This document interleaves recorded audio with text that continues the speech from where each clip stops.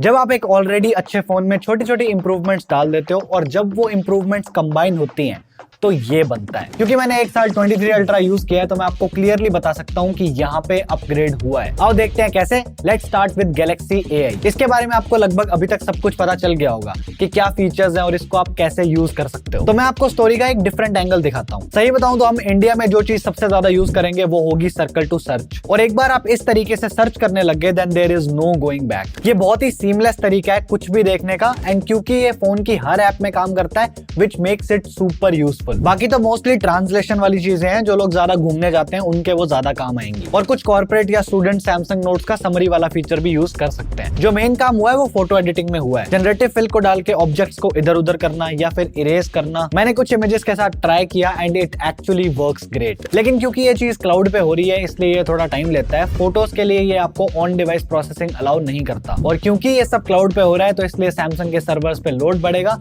इसलिए Galaxy AI के सारे ही फीचर्स 2025 तक ही फ्री रहेंगे। उसके बाद शायद ये सब्सक्रिप्शन मॉडल इंट्रोड्यूस कर देंगे। अब इस चीज को आप दो तरीके से सोच सकते हो। नंबर 1 कि लोगों के साथ गलत हो रहा है, इतना महंगा फोन है, 2 साल बाद और ज्यादा पैसे देने पड़ेंगे। और दूसरा तरीका है कि आप कंपनी के पर्सपेक्टिव से सोचो, क्योंकि असली रेवेन्यू बनता है सर्विसेज को बेच के। और ये AI फीचर सैमसंग की सर्विस ही तो है, तो बाद में इसको सब्सक्रिप्शन बना के बेचो तो सैमसंग को हर महीने रेवेन्यू आता रहेगा। इसलिए ये पुश कर रहे हैं कि आप इनके AI फीचर्स को यूज करो ताकि वो आपको एक परमानेंट कस्टमर बना सके। और मैं आपको एक एडवाइस देता हूँ, जब भी आप कोई नया फोन लो जिसमें इतने सारे फीचर्स होते हैं तो आप अपने आप को थोड़ा पुश किया करो कि आप उन फीचर्स को यूज करो, क्योंकि हमने उन्हीं फीचर्स के लिए तो पैसे दिए हैं और हम उन्हें ही यूज नहीं करते क्योंकि हमारी आदत नहीं है। तो अगर ऐसा ही रखना है तो हम मिड रेंजर ही ले लेते। तो अपने आप को ऐसे फीचर्स ट्राई करने के लिए फोर्स करो, आपको अच्छा लगेगा। अब हम इस शानदार डिजाइन पे आते हैं। तो मुझे ये डिजाइन काफी पसंद है। 23 अल्ट्रा के कंपैरिजन में काफी हल्का फील होता है और टाइटेनियम का ये कलर बहुत प्यारा है। जैसे एप्पल वाला टाइटेनियम थोड़ा ग्रे दिखता है और इसका थोड़ा सा येलो गोल्ड साइड में है, लेकिन इसका बेटर है। और फोन की इन हैंड फील काफी अच्छी है, बहुत प्रीमियम ग्लास स्लैब वाइब्स देता है ये and it looks dope. Sides अब मैट है, पहले थोड़ी ग्लॉसी होती थी, so now there are no fingerprints. और ये शार्प कॉर्नर्स अभी भी उतनी ही दिक्कत करते हैं जितनी ये पहले करते थे। फोन चलाते चलाते आपको हाथ ऊपर नीचे करना पड़ेगा ताकि दिक्कत ना हो। जो स्पीकर ग्रिल का डिजाइन है वो भी बदल दिया है and now it's just a one big rectangle hole which looks modern. Design का बस इतना है कि ठीक है सैमसंग, तुम एक डिजाइन पे सेटल हो गए हो और अब तुम 2-4 साल इसी को रिफाइन करने वाले हो, फिर तुम एक नया डिजाइन प्रेजेंट करोगे, बट सैमसंग द इनोवेटर को मार मत देना। बाकी फ्रंट में बहुत अच्छे चेंजेस हुए हैं। पहले तो सैमसंग ने फ्रंट कैमरा को थोड़ा छोटा कर दिया है एंड सेकेंडली डिस्प्ले के बेजल्स कम करके सिमेट्रिकल कर दिए हैं, which is a dream come true. अब क्योंकि इनका जो फ्रेम है वो एकदम सीधा नहीं है,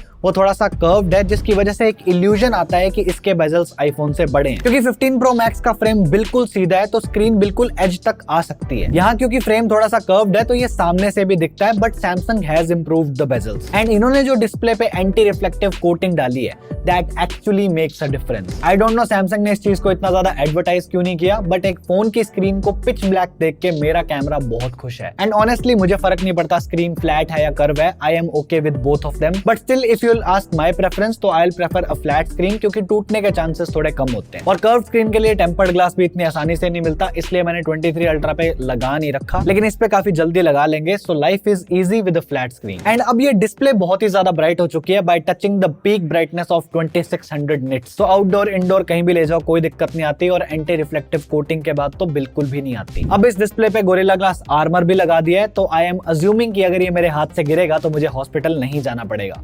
परफॉर्मेंस पे आते हैं तो सैमसंग ने इसमें 8 Gen 3 डाल रखा है और S24 में इन्होंने Exynos दे दिया है। अब मैं S24 को अरेंज करने की कोशिश कर रहा हूँ, Exynos को भी देखेंगे, लेकिन 8 Gen 3 तो बहुत अच्छा काम कर रहा है। अब वैसे तो हम यहाँ पे बेंचमार्क्स नहीं दिखाते, लेकिन इस बार एक ऑब्जर्वेशन हुई है। इसका Antutu स्कोर आया है 19 लाख से थोड़ा सा ज्यादा, जो कि अच्छा है। ऑल्दो iQOO 12 का स्कोर इससे थोड़ा ज्यादा आता है क्योंकि वो पूरा ही परफॉर्मेंस सेंट्रिक डिवाइस है। और 15 Pro Max का स्कोर आता है 15 लाख के आसपास, जो कि कम है। और Geekbench अगर आपको देखना है तो दोनों के CPU स्कोर्स ये रहे। आपको यहाँ दिखेगा कि 8 Gen 3 फॉर गैलेक्सी बहुत दूर नहीं है, लेकिन दूरियां अभी भी हैं। अब देखो बेंचमार्क चाहे रियल लाइफ परफॉर्मेंस को ना दिखाते हो, लेकिन दोनों के स्कोर्स में पहले बहुत बड़ा डिफरेंस हुआ करता था। लेकिन अब क्योंकि ये डिफरेंस कम हो रहा है तो ये नंबर इतना दिखाता है कि धीरे धीरे क्वालकॉम एप्पल के लेवल के पास आ रहा है। बाकी आप बता देना वीडियोस में बेंचमार्क स्कोर्स रखने हैं या नहीं रखने, लेकिन ये नंबर्स की परफॉर्मेंस रियल लाइफ यूसेज में ट्रांसलेट भी होती है।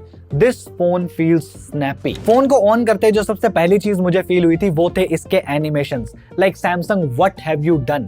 इसके एनिमेशंस एनिमेशंस 23 अल्ट्रा से बहुत बेहतर है। आई नो आईफोन इस गेम में काफी आगे है क्योंकि उसके एनिमेशंस काफी लंबे टाइम से बहुत ही सीमलेस है, लेकिन जब वो सेम चीज मैंने एक सैमसंग में एक्सपीरियंस करी तो मजे आ गए। आई होप जिसके भी पास One UI 6.1 का अपडेट आएगा उसको ऐसा सिमिलर एक्सपीरियंस मिले। और मैंने 2-4 गेंशिन इम्पैक्ट के सेशंस भी खेले हैं और वहां पे भी फोन अच्छा परफॉर्म कर रहा है। एटलीस्ट इनिशियल इंप्रेशंस के हिसाब से बहुत बढ़िया है। बाकी कुछ दिन खेल के फुल रिव्यू में फुल रिव्यू दे देंगे। और सैमसंग ने परफॉर्मेंस से कॉज होने वाली हीटिंग को बैलेंस करने के लिए इसका वेपर चेंबर थोड़ा और बड़ा कर दिया है। और क्योंकि हम देख चुके हैं कि टाइटेनियम इतना अच्छा हीट कंडक्टर होता नहीं है, तो उम्मीद है कि लंबे गेमिंग सेशंस में ये वेपर चेंबर इसकी हीट संभाल लेगा। अब अगर इतनी पावर लग रही है तो बैटरी लाइफ कैसी है? अब देखो, ऐसे तो S23 अल्ट्रा का बैटरी बैकअप काफी अच्छा था, लेकिन इसका आइडल ड्रेन थोड़ा ज्यादा होता है। लेकिन 24 अल्ट्रा में कोई दिक्कत नहीं है। इसकी बैटरी लाइफ मुझे 15 प्रो मैक्स से भी बेटर लगी है। आप स्क्रीन ऑन टाइम देख सकते हो, जब से आया है मैंने काफी हैवी यूज किया है और ये मुझे अराउंड 6 आवर्स का स्क्रीन ऑन टाइम दे रहा है, जो कि अभी और इंप्रूव होगा क्योंकि फोन मेरे यूसेज पैटर्न्स को समझ रहा है। और ये मैक्स रेजोल्यूशन पे चल रहा है 120 हर्ट्ज पे और ऑलवेज ऑन डिस्प्ले भी ऑलवेज ऑन ही है। और अगर 1080p पे स्विच कर दिया तो और बेटर हो जाएगा। चार्जिंग का अगर आपको बताऊं तो अगर आप सैमसंग का 25 वॉट वाला चार्जर यूज करोगे तो 1 घंटे 15 मिनट में फोन फुल चार्ज हो जाता है। और मैक्स चार्जिंग ये 45 वॉट की सपोर्ट करता है। Now let's talk about the controversial part,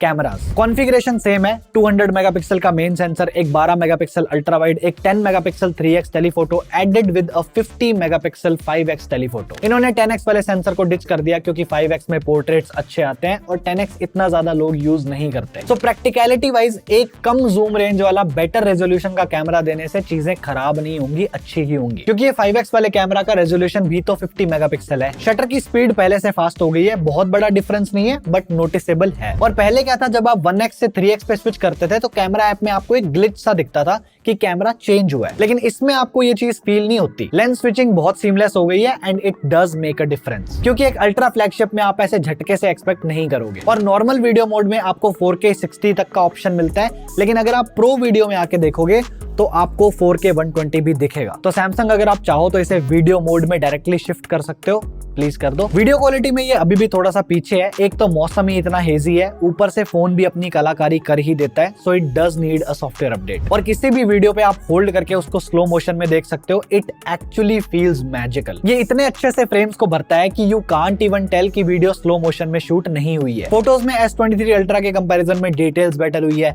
colour भी बेटर हुए हैं, आप स्किन टोन देख सकते हो। स्किन की रेडनेस को रिड्यूस करके नॉर्मल नेचुरल लुक दिया गया है और नॉर्मल इमेजेस में से शार्पनेस को भी कम कर दिया है, which makes them true to life. वरना ये अनवांटेड शार्पनेस थोड़ी अजीब सी लगती है। लेकिन सैमसंग को एक सॉफ्टवेयर अपडेट तो देना ही पड़ेगा, क्योंकि जूम में फोटोज बहुत बार हेजी हो जाती हैं और आपको बार बार लेंस को साफ करना पड़ता है। और ये सेम दिक्कत S23 अल्ट्रा के साथ भी होती थी। 5x से पोर्ट्रेट्स बहुत अच्छे आते हैं। फुल रिव्यू में हम इसे थोड़ा आईफोन से कंपेयर करके भी देख लेंगे, बट अभी के लिए इसके खुद के 5x पोर्ट्रेट्स बहुत अच्छे हैं। बाकी जनरल फोटोज अच्छी हैं, पंची कलर्स एंड ऑल सब कुछ सैमसंग वाला ही है। एंड इन्होंने HDR को भी इंप्रूव किया है। जैसे इस सीन में स्काई ब्लू नहीं था, लेकिन 23 अल्ट्रा ने ब्लू दिखाया, जबकि 24 ultra is more accurate. And जब मैंने फोटोज खींची है तो दोनों फोन्स की सेटिंग्स बिल्कुल सेम थी, सो या थोड़ी सी इंप्रूवमेंट हुई है, but still a little more work is required. और इसमें आपको One UI 6.1 मिलता है, जिसकी सबसे बड़ी इंप्रूवमेंट थी इसके एनिमेशंस, उसके बारे में मैंने आपको बता दिया है। इसमें इन्होंने एप्पल वाली ऑलवेज ऑन डिस्प्ले भी डाल दिया है, which to be honest looks great. और सैमसंग ने 7 साल के सिक्योरिटी अपडेट्स और OS अपडेट्स भी ऐड कर दिए हैं